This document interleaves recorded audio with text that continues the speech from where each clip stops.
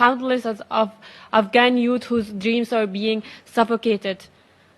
My heart is heavy with the pain of my homeland, where young people, the very future of our country, are trapped in a cycle of fear and ignorance. But in this midst of the darkness, I still hold on to hope, and I hope that together we can bring and we can also change the fate of our young people inside Afghanistan and also outside Afghanistan. Afghanistan is a country that has seen generation after generation crashed by war, instability, and violence.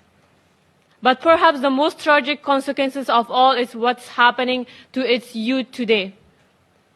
The Taliban returns to power in 2021 didn't just shift the political landscape, but it destroyed the futures of millions of young Afghans.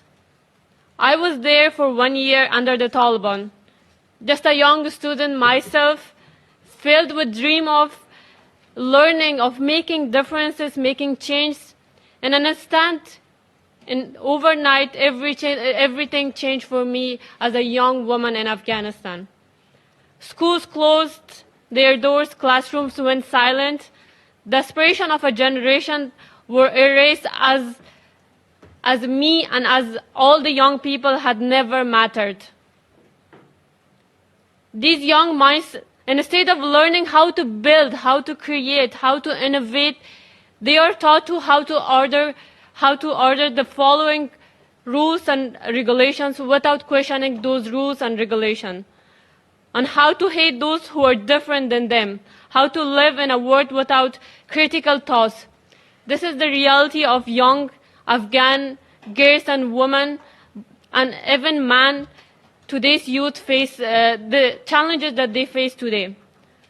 For many, their education has been reduced to what they are taught in madrasas, an institution that were once places it was the place of faith and community, but now are being used to spread fear and narrow ideologies. Instead of nurturing these young minds to think critically, these madrasas have become the tools of indoctrination.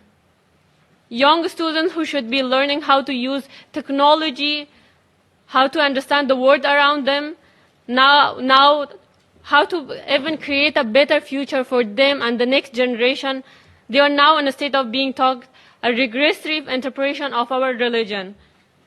They are being prepared not to contribute to the society, but to fight in the wars that they never choose.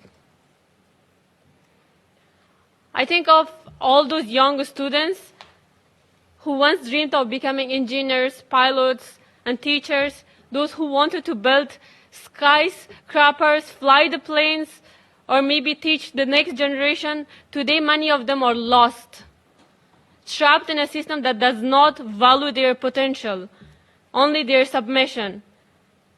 Their future have been stolen, their dreams crash under the weight of an ideology that causes nothing of growth or progress.